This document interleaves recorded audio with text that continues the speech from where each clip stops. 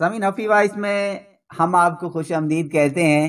سمین عوامی national party کے ہر دل عزیز رہنما اور ممتاز قانون دان سابق گورنر ارباب سکندر خان خلیل صوبہ سرحد کے 10ویں گورنر تھے۔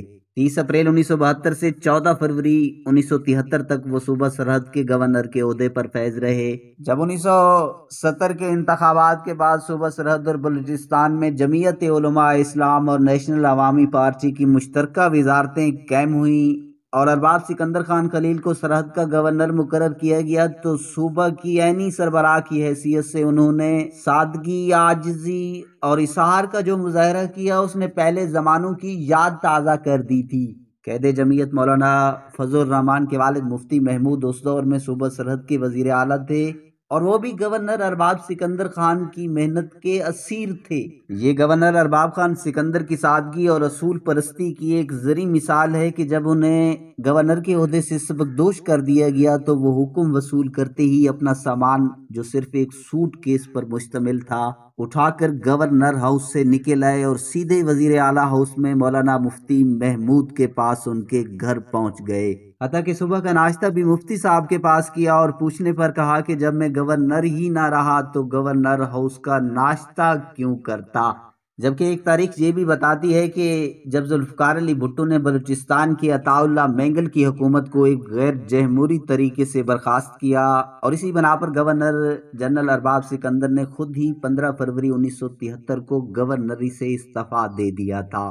گورنری کے دور میں مرحوم پروٹوکول کے آداب اور حفاظتی انتظامات کو ملحوظ رکھے بغیر پشاور اور دوسرے شہروں میں گھومتے اور لوگوں کے احوال معلوم کرتے تھے۔ جب وزیر اعظم ذوالفقار علی بھٹو نے 2 صوبوں میں کالعدم نیشنل عوامی پارٹی کی حکومت ختم کر دی تھی اور اسی سال پارٹی کے دیگر رہنماؤں کے ساتھ ارباب سکندر خان خلیل بھی حیدرآباد سازش کیس میں گرفتار ہوئے اور 1979 کو رہا کر دیے گئے۔ ارباب سکندر جب قید ہوا تو اس وقت کالعدم نیشنل عوامی پارٹی کے سربراہ خان عبدالولی خان، سابق وزیر اعلیٰ بلوچستان سردار عطا اللہ خان مینگل، میر غوث بخش اور نواب خیر بخش مری جیسے لوگ بھی قیدیوں میں شامل تھے۔ 7 مارچ 1982 کا ایک خوشگوار دن تھا جب گورنر ارباب سکندر خان خلیل کو ایک شخص محمد طاہر نے اس وقت گولی مار کر قتل کر دیا جب وہ اپنے آبائی گاؤں تہکال بالا میں کھیتوں میں چہل قدمی کر رہے تھے۔ اس کی لاش کھیت سے گھر لائی گئی تھی۔ ہم کو تو گردش حالات پہ رونا آیا، رونے والے تجھے کس بات پہ رونا آیا۔ ارباب سکندر دیوانی مقدمات کے ایک بہت ہی نامور وکیل بھی تھے۔ ان کو اگر بھنک بھی پڑ جاتی کہ موکل کے پاس پیسے نہیں یا کم ہیں تو فیس معافی کا اعلان ہو جاتا۔ ان کے گھر والے ان کی وفات کے سالوں بعد بھی ان کے موکلوں کی ان زمینوں کے میوہ جات اور سبزی جات کے مزے لیتے رہے جو گورنر ارباب نے بلا کسی فیس کے لیے جیتی تھی۔ سمین تاریخ یہ بھی بتاتی ہے کہ ارباب سکندر خان خلیل کا قتل کسی سیاسی یا خاندانی دشمنی کا شاخسانہ نہیں تھا بلکہ قاتل محمد طاہر کے مذہبی جنون کا نتیجہ تھا۔ محمد طاہر کے بیان کے مطابق اس نے ایک مرتبہ ارباب سکندر خان کو تبلیغ کے لیے چلنے پر آمادہ کرنا چاہا تھا مگر مرحوم نے انکار کر دیا تھا اور کہا تھا پہلے اپنے آپ کو ٹھیک کرو پھر دوسروں کی طرف توجہ دو۔ ملزم کو ارباب صاحب کا یہ بیان بڑا ناگوار گزرا تھا اور اس نے انہیں مار دیا۔ ان کی موت سے سب سے زیادہ نقصان اصول سیاست اور خلوص اثار کی روایات کو پہنچا تھا۔ شاعر سیف الدین سیف کہتے ہیں جی نہیں آپ سے کیا مجھ کو شکایت ہوگی، ہاں مجھے تلخی حالات پہ رونا آیا۔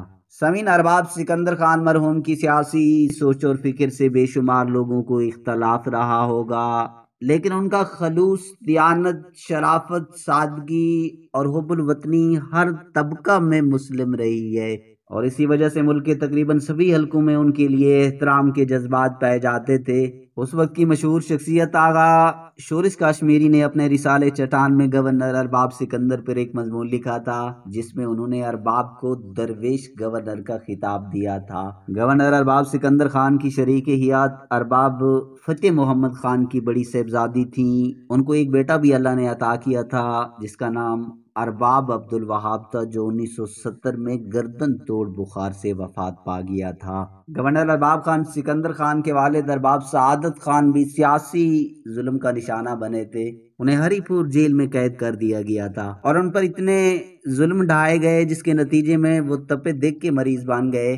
جیل میں فرنگی جیلر نے انہیں علاج و معالجے اور ادویات کی پیشکش کی، تاہم ارباب سعادت خان نے جواب میں کہا کہ مجھے اپنے علاج سے زیادہ اپنی قوم کی آزادی عزیز ہے، دینا چاہتے ہو تو ہماری قوم کو آزادی دو۔ اور اسی حالت میں وہ مرد آہن 21 دسمبر 1932 کو ہری پور جیل میں ہی وفات پا گئے تھے۔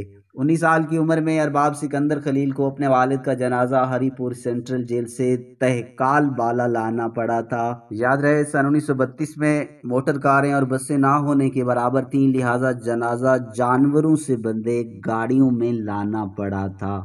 سمیر آخر میں اس تاریخی کہانی کے بارے میں اپنا نظریہ ضرور دیجیے گا، اور ہاں اگر ابھی تک آپ نے حفیظ وائس کو سبسکرائب نہیں کیا تو پلیز حفیظ وائس کو بھی ضرور سبسکرائب کیجیے گا۔